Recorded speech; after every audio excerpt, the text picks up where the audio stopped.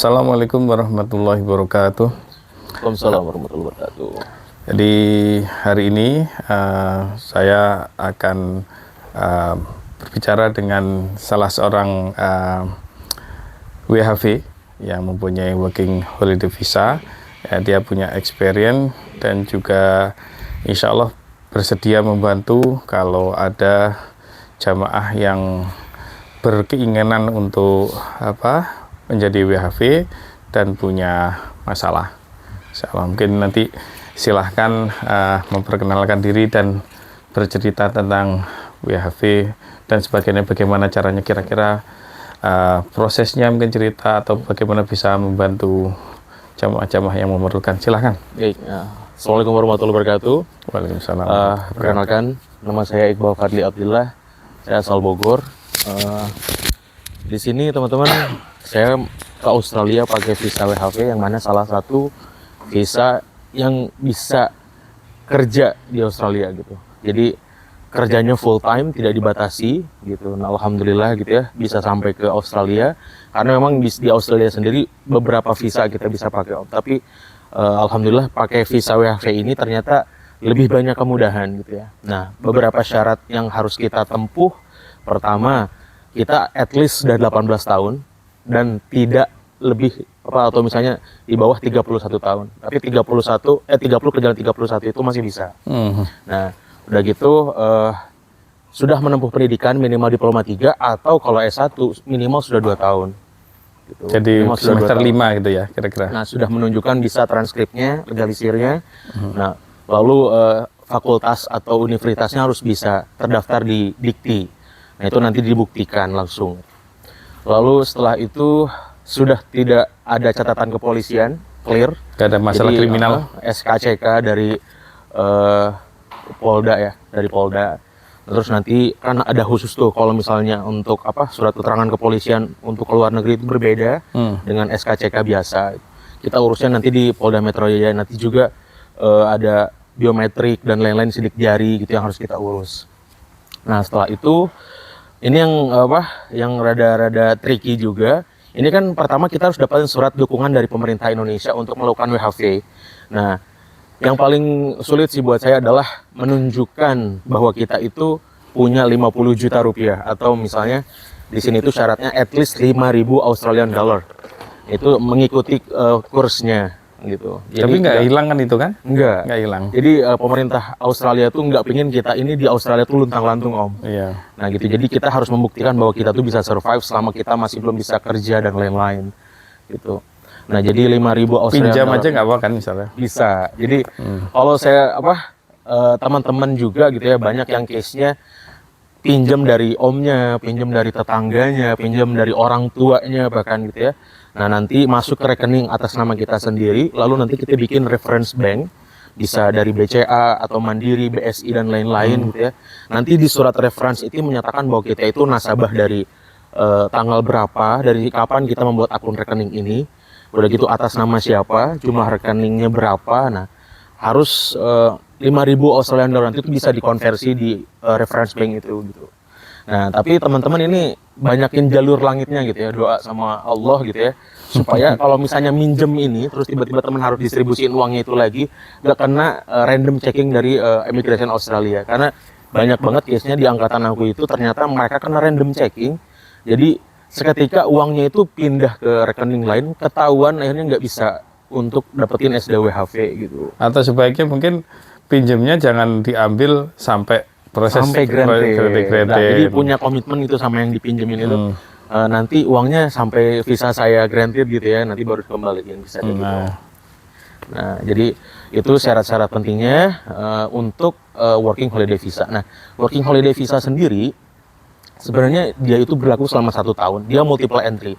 Jadi bisa bolak-balik Australia Indo semau kalian gitu. Tapi kalau misalnya kalian bekerja di industri-industri yang diinginkan oleh pemerintah Australia, seperti industri yang benar dibutuhkan itu, salah satu contohnya itu kayak industri ayam gitu ya.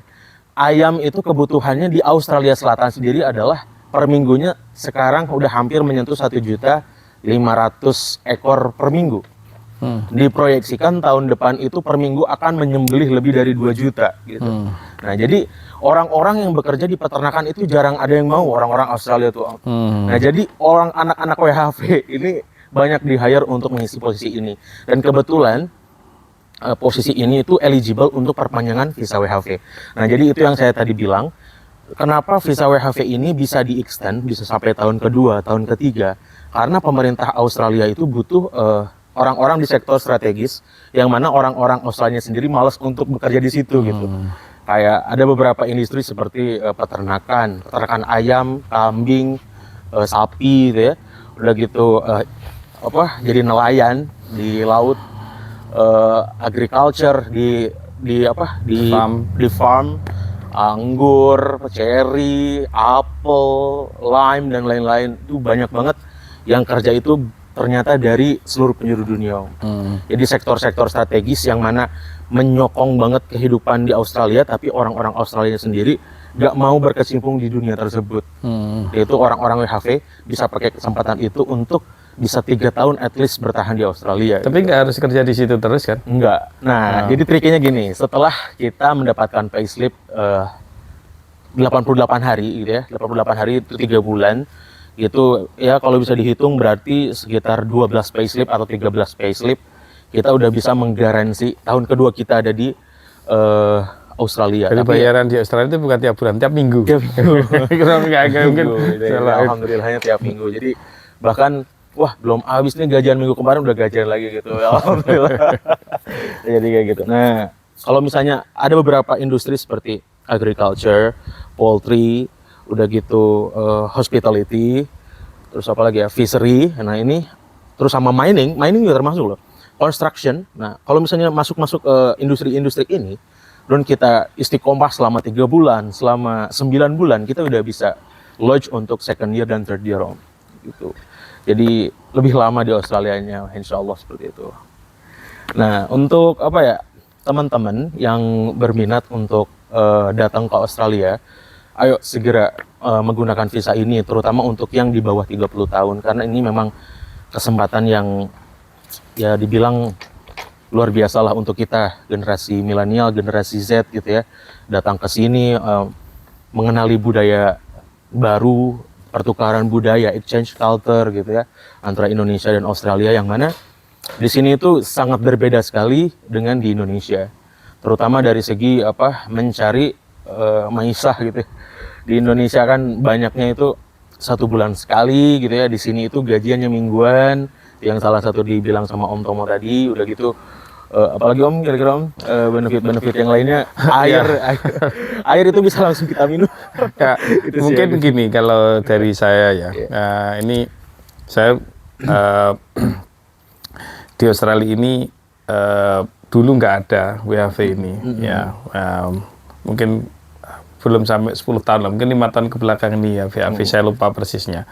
Tapi ini kesempatan bagus ya, kalau saya untuk jamaah untuk bisa mengembangkan, ikut kontribut perjuangan jamaah di Australia, ini kesempatan. Jadi kalau dari saya, semakin banyak datang jamaah yang datang ke sini, kemudian mau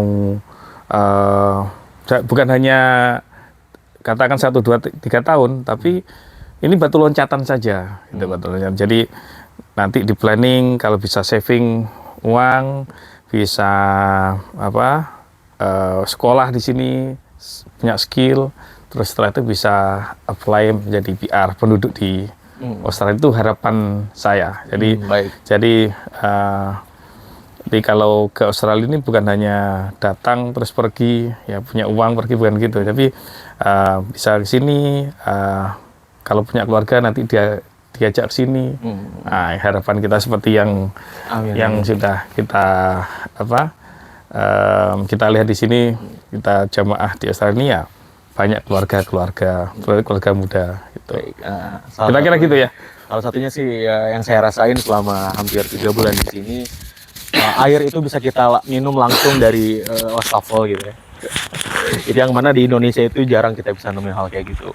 Seru sekali kalau itu. Seru sekali di mana? Di kampung pun itu standar minum. Soalnya itu standar internasional, bukan hanya mungkin Indonesia yang di bawah standar sedikit. Yang saya rasain juga udaranya juga ya sehat gitu ya, polusi ya sedikit gitu. Di sini makan cenderung sedikit memang nggak ada gitu, karena memang lengang sekali, jalan raya itu lengang gitu ya.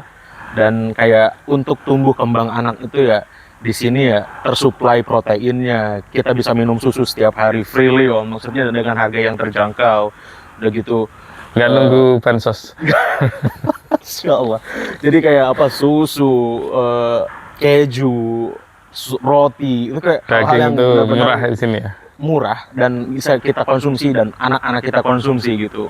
Jadi memang luar biasa sekali suplai proteinnya untuk kebutuhan dan tumbuh kembang anak tuh bisa banget gitu.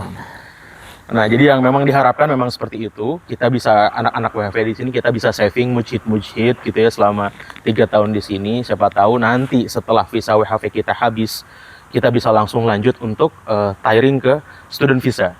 Nah, student visa ini kalau misalnya kita belajar dengan apa ya, kita integrasikan dengan skill occupation list atau misalnya jurusan-jurusan dibutuhkan oleh pemerintah Australia, terutama di regional sendiri beda regulasinya Om. Kayak di South Australia sendiri, misalnya librarian itu termasuk masuk skill occupation list. Udah gitu termasuk farmhand juga, tukang ternak ayam juga masuk ke skill occupation list. Ya, jadi ada tiringnya untuk ke permanent resident. Nah, jadi kalau misalnya kita kuliah nanti kan kuliah juga lumayan ya. Jadi kuliah di sini itu kemarin saya riset itu harus sedia 24.000 atau 240 juta rupiah. Nah, itu dibayar per 3 bulan. Selama 2 tahun ya itu ya? Ya, selama 2 tahun. Dibayar per 3 bulan. Jadi teman-teman selama WHV kalau bisa nabung mujid untuk tiring ke student visa gitu ya. Kuliahnya juga di sini nggak berat. Nggak ada skripsian gitu ya. Yang penting itu kan diploma kan, cukup diploma aja bisa untuk diploma atau sertifikat 4 itu udah bisa skill assessment Om. Nah, jadi nanti kalian benar-benar harus mujid selama 3 tahun di sini. Itu kayak misalnya Allah tuh kayak ngasih malah pathway gitu untuk kalian survive di sini gitu dengan WHV ini. Nah, jadi untuk jamaah, untuk muda-mudi se-Indonesia gunakan opportunity ini sih. Ya, saya nggak tahu peraturan di Australia ini kan berubah. Ya, jadi kadang longgar, kadang lunak. Ya, mumpung ada WHV ini, kita gunakan sebelum mungkin ya itu nanti ada endingnya, nggak terus-menerus. Gitu ya, jadi. Untuk muda-mudi, untuk generus, untuk semua jamaah yang ada di Indonesia, kalau misalnya membutuhkan apa itu informasi tentang WHV, apa persyaratannya, dan lain-lain, bisa menghubungi saya langsung, bisa DM saya langsung di @fadliabdil.